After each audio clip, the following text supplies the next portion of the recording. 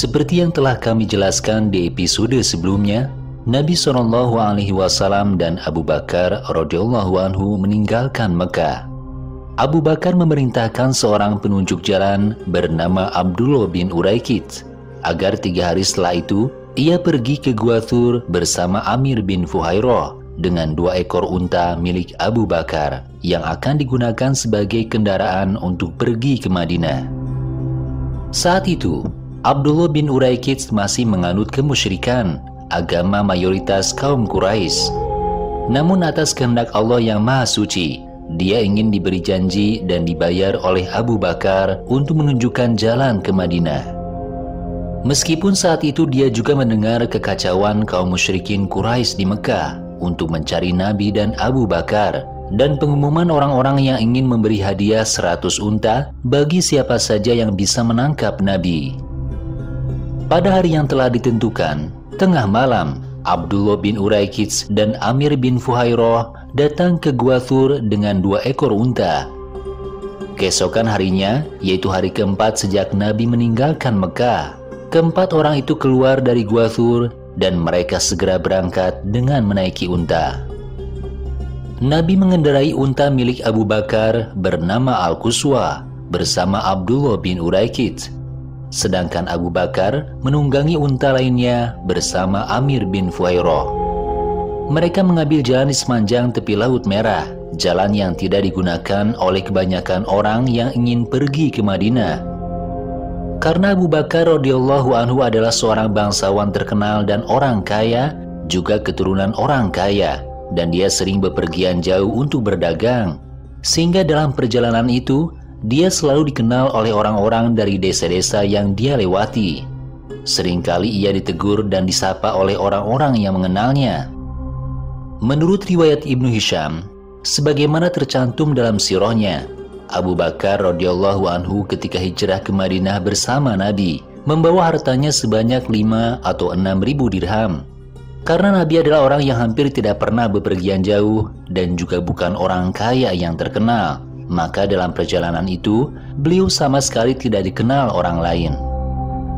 Oleh karena itu, ketika Abu Bakar bertemu dengan seseorang yang mengenalnya, dia selalu ditanya siapa beliau.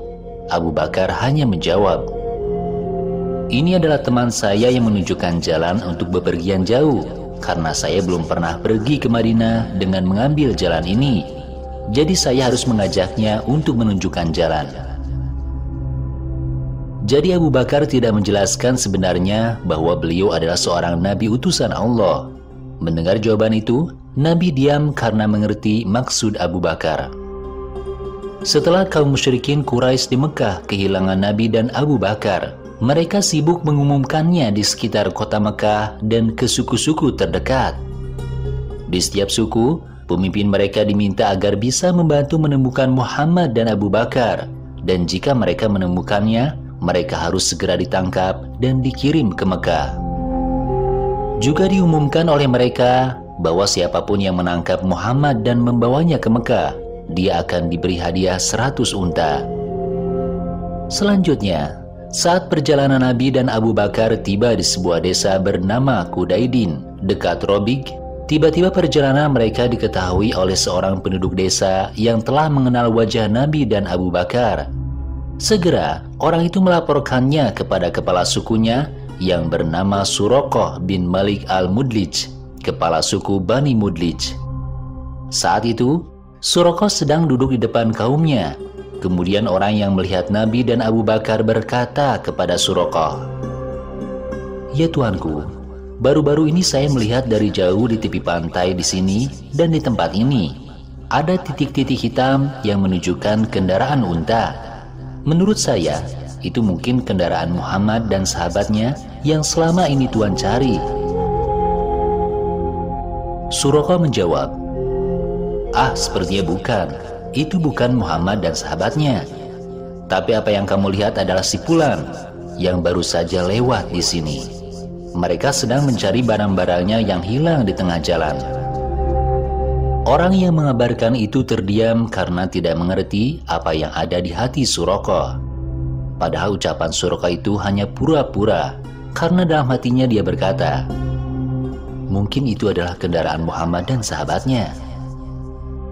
Karena sangat ingin mendapatkan hadiah 100 ekor unta, ia pura-pura tidak mau membenarkan laporan yang diterimanya, dengan maksud agar ia bisa pergi sendiri untuk menangkap orang yang diburu. Tidak lama kemudian, Suraqah dengan cepat membubarkan orang-orang yang telah berkumpul di depannya, dan dia segera pulang ke rumahnya. Sesampainya di rumah, ia langsung berpakaian dan bersenjata lengkap, lalu menaiki kudanya.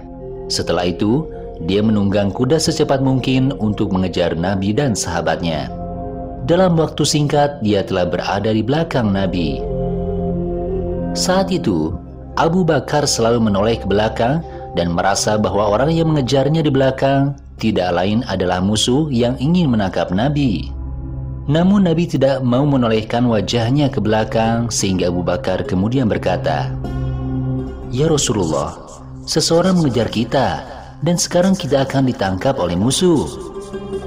Nabi berkata, "Wahai sahabatku, jangan bersedih, karena Allah bersama kita kan?"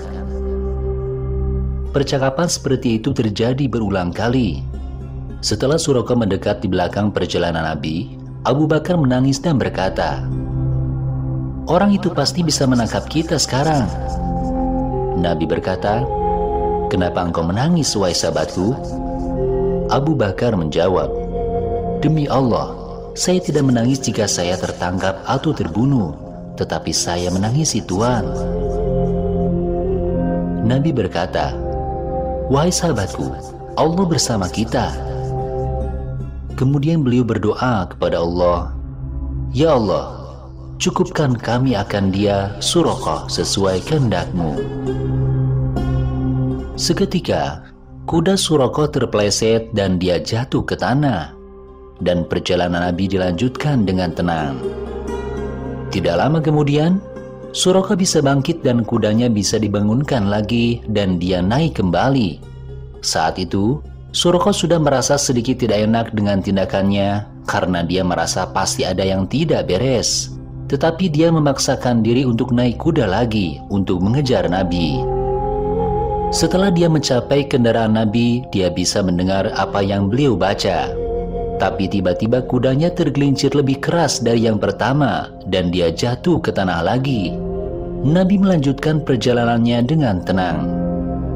Tidak lama kemudian, Suraqah bangkit dari tanah, lalu membangunkan kudanya yang hampir tidak bisa berdiri. Dengan memaksakan diri, dia menaiki kudanya dan mengejar Nabi lagi. Tidak lama kemudian, dia datang lagi di belakang beliau. Oleh karena itu, beliau berdoa lagi kepada Allah seperti sebelumnya, dan seketika kuda itu tergelincir lagi dengan sangat keras dari sebelumnya, sampai kaki kuda itu terkubur sampai lutut di pasir. Bersamaan dengan itu, Suraqah jatuh ke tanah lagi dan Nabi melanjutkan perjalanannya dengan selamat. Beberapa saat kemudian, Suraqah bangun dari jatuhnya, lalu membangunkan kudanya kembali, yang saat itu kaki kudanya nyaris tidak bisa keluar dari tanah. Tiba-tiba asap keluar dari tanah tempat kaki kuda tadi berada. Suraqah merasa apa yang dilakukannya sangat berbahaya bagi hidupnya. Ada juga perasaan dalam dirinya bahwa Muhammad akan menang. Oleh karena itu, ia kemudian mengejar Nabi lagi sambil berteriak dari belakang, menyebut nama Nabi dan meminta perlindungan dari bahaya yang sangat mengkhawatirkannya itu. Namun Nabi dan Abu Bakar tetap berjalan dengan tenang. Karena itu, Suraqah terus memanggil Nabi dengan suara keras dan meminta beliau untuk menghentikan perjalanannya sementara waktu, karena saat itu sepertinya hati Suraqah sudah bersih dari niat jahat. Nabi dan Abu Bakar akhirnya menghentikan perjalanan mereka. Kemudian Suraqah mendekati Nabi. Setelah bertatap muka dengan beliau, dia meminta maaf atas kesalahan yang baru saja dia lakukan. Dia juga memohon pada beliau untuk tidak membalas kesalahannya ketika di kemudian hari beliau memperoleh kemenangan dan memegang tampuk kekuasaan di seluruh jazirah Arab. Nabi mengabulkan permintaannya tersebut dengan perjanjian tertulis. Saat itu, Abu Bakar membawa alat tulis untuk mencatat wahyu Allah. Jika sewaktu-waktu selama perjalanan ada wahyu Allah yang diturunkan kepada Nabi. Yang diserai tugas menulis surat perjanjian antara Suraqah dan Nabi adalah Amir bin Fuhairah. Selanjutnya, Suraqah menceritakan kepada Nabi SAW tentang kondisi kaum musyrikin Quraisy di Mekah setelah kepergian beliau. Antara lain, Suraqah mengatakan, para pemimpin Quraisy telah mengumumkan bahwa siapapun yang menangkap dan mengirim engkau kembali ke Mekah, mereka akan diberi hadiah 100 unta. Mendengar berita dari Suraqah, Nabi tersenyum. Kemudian Suraqah ingin memberikan bekal dan alat-alat yang sangat berguna bagi orang yang bepergian jauh kepada Nabi. Namun beliau tidak mau menerimanya sedikit pun. Hanya saja beliau memerintahkan Suraqah untuk tidak menyiarkan kepergiannya ke Madinah kepada kaum Quraisy dan orang lain, dan dia harus benar-benar merahasiakannya. Suraqah dapat menerima pesan tersebut.